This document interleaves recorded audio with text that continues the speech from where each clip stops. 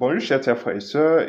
Hier, nous avons assisté à un débat, un exercice démocratique. Débat entre deux candidats. D'un côté, candidat républicain, Donald Trump, et de l'autre côté, candidate démocrate Kamala Harris, pour le compte des élections présidentielles américaines de novembre 2024, chers frères et sœurs.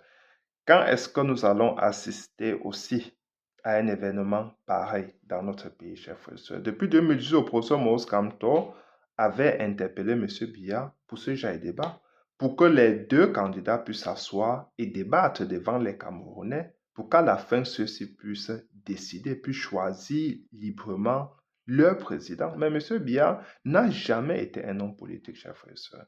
Parce que voyez-vous, quand vous n'êtes pas ambitieux, parce qu'on donne notre pays à un homme qui n'a jamais été ambitieux. Amadou Ahidjo avait un idéal. Il voulait que le Cameroun devienne la première puissance africaine.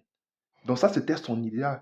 Maintenant, il a donné notre pays à un monsieur qui n'a jamais eu d'ambition, qui a toujours eu une vision rabougrie du Cameroun. Et c'est ainsi qu'il a laissé notre pays fondre comme une peau de chagrin. Regardez, le pays entier disparaît devant nos yeux. Parce que M. Biya n'a jamais fait la politique. Il ne sait pas comment on peut travailler sur un projet de gouvernance. Il n'y a jamais travaillé. Il ne sait pas comment on bat campagne. Il n'est jamais allé devant les électeurs battre campagne, écouter leurs doléances, leur présenter un projet. M. Biya ne sait pas faire ça, chers frères et sœurs. C'est le professeur Maurice Kamto, pour la première fois dans l'histoire politique camerounaise, qui a présenté un projet au Cameroun, aux Camerounais et à la nation camerounaise. C'est la première fois dans l'histoire, chers frères et sœurs. Il n'a pas seulement présenté un projet, mais il a présenté aussi un projet chiffré, ce que les autres n'avaient pas fait. Mais tous les experts économistes ont dit que c'était le meilleur programme politique qu'un homme politique ait présenté depuis nos indépendances. Ça vous dit quelque chose, chers frères et sœurs. Il faut donner le crédit à ce monsieur-là parce que il est venu changer presque tout. Depuis son entrée dans l'arène politique, il est venu avec une vision pour notre pays, chers frères et sœurs. Et quand on vous dit que nous avons besoin d'un grand monsieur comme lui pour être président de notre pays, certains croient que c'est une vue de l'esprit. Non, il est compétent. Il est compétent. Alors, quand vous voyez certains de nos compatriotes, surtout des petits mains de la dictature qui vivent en Occident, nous disent que non, l'Afrique, et que la démocratie n'est pas faite pour l'Afrique. Ils disent que la démocratie occidentale n'est pas faite pour l'Afrique. Dites-nous ce qui est fait pour l'Afrique pour que nous puissions l'appliquer. Parce que vous vivez en Occident, non, vous êtes très content, mais vous soutenez la dictature qui est au Cameroun.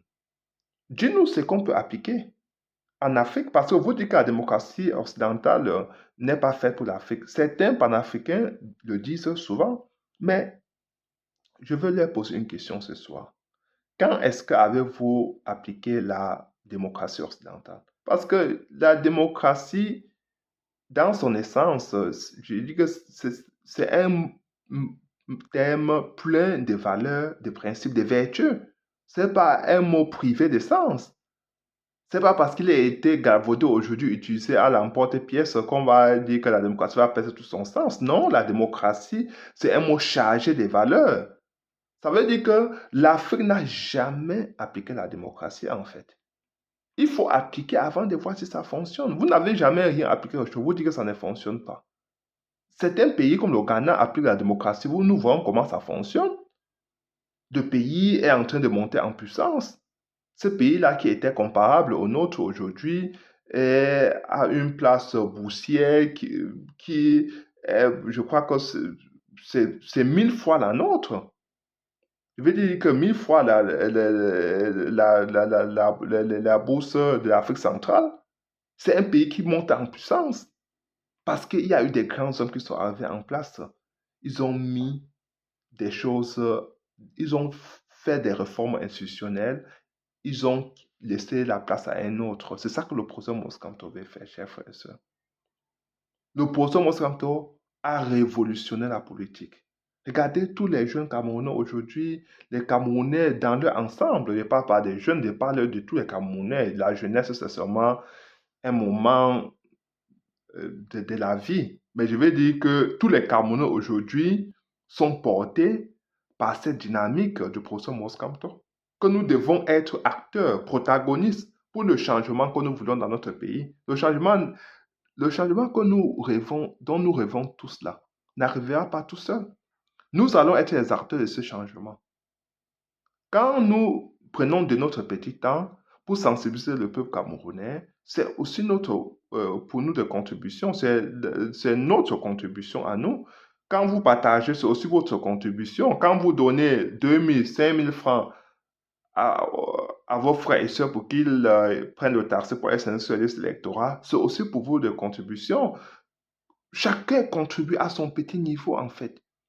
1 plus 1 plus 1 plus 1, ça fait déjà 6. Si on continue comme ça va donner un nombre plus conséquent. C'est ainsi que nous allons changer notre pays, chers frères et sœurs. Pour ce Moscato est en train de faire ça. Il a suspendu toute sa carrière professionnelle pour se mettre au service du peuple camerounais. Ça montre à suffisance l'amour qu'il porte pour le peuple camerounais, chers frères et sœurs. L'amour qu'il porte pour nous. Nous aussi, nous devons faire notre part, jouer pleinement notre partition. Je vous dis que M. Biya n'a jamais fait de politique. Il n'a pas de projet pour les Camerounais. Il n'en a jamais eu un. Il n'a pas de vision pour le pays. Il a une vision rabougrie, étriquée de notre pays. Monsieur Biya n'avait pas un rêve pour le pays, un idéal. Regardez Amadou Ahidjo. Il était toujours reçu sur tapis rouge aux États-Unis. Parce qu'à ce moment donné, nous étions un pays à revenu intermédiaire, un pays qui était en train de devenir émergent, un pays respecté à travers le monde. Amadou Ahidjo, quand il passait, il avait le charisme d'un homme d'État. Un peu comme l'opposant Maurice Kamto. Charisme d'un homme, alors qu'il n'avait pas fait de longues études. C'est pour ça qu'on dit souvent que la vision pour un pays, quand vous voyez nos nationalités qui sont battus pour nous, c'est pas qu'eux tous avaient fait des grandes études. Je veux dire que faire des grandes études ne veut rien dire, chers frères et sœurs. Même nous qui avons fait des grandes études, là, je dis toujours, faire des grandes études ne veut rien dire. Si vous êtes narcissique, comme le rejet de M. Biya, donc des gens qui n'écoutent personne, qui pensent avoir ça infuse, qui ne veulent rien apprendre des autres, quand vous êtes animé d'un tel esprit, vous ne pouvez pas faire avancer votre pays. Malheureusement, vous ne pouvez pas. Regardez le professeur Moussa, il est toujours à l'écoute, en train d'écouter parce qu'un intellectuel, même par essence, c'est celui-là qui écoute. C'est quand on écoute qu'on devient plus sage. Un intellectuel n'est pas celui qui a fait longues études. C'est celui qui a écouté, qui a appris, qui est devenu sage et qui peut maintenant, je vais dire, passer des messages sur la base de sa sagesse, conçu des choses beaucoup plus grandes, sur la base de ce qu'il a écouté, chers frères et sœurs. On dit souvent des génies. Des génies, c'est ça. Prendre quelque chose qui est petit et rendre plus grand. Nous voulons ce genre d'hommes dans notre pays. Homme avec grand H. Grand homme pour notre pays, chers frères et sœurs. Le professeur Monstamp incarne toutes ces valeurs-là. Toutes ces valeurs-là. Regardez, aujourd'hui, il est en train de travailler encore sur son programme de gouvernance qu'il va le proposer bientôt pour les élections présidentielles 2025. Entre-temps, le juge M. Biya est en train de mettre en place des instruments de conservation de pouvoir. Voilà un contraste hallucinant. Donc, pendant que l'autre est en train de travailler pour le bien-être du pays, pour mettre le Cameroun sur les rails, il y a certains qui sont en train de travailler pour déconstruire le pays, pour confisquer les institutions, pour continuer à saccager et à bousiller nos ressources. Voilà ce qui se passe. Après, ils vont vous créer des histoires à dormir debout. Des cacophonies entre l'Africa Foot pour endormir les jeunes Camerounais qui n'ont pas de boulot, qui n'ont pas de perspective, qui ont été tout simplement oubliés. Ce sont les oubliés de la société. Les jeunes, chers jeunes Camerounais, sachez que l'opposant Moscato est le seul qui a un projet pour vous. Non seulement il a un projet pour arrêter la guerre dans les régions du Nord et du Sud-Est, mais il a aussi un projet pour vous donner du boulot. Pour que vous n'effaciez plus ce métier de moto qui vous expose à des multiples maladies. Pour que vous deveniez des gens dignes. Pour que vous ne soyez plus entrecommandés. Comme je vais dire, vous êtes toujours en train d'attendre 2 billets, de demander la bière aux gens. Non, vous ne devez pas être des mendiants. Parce que vous avez du dynamisme en vous. Vous êtes talentueux. L'opposition, me semble, est là pour tous les Camerounais. Jeunes, vieux, femmes, hommes, du nord, du sud et l'est à l'ouest, musulmans, chrétiens, il est là pour tous les Camerounais.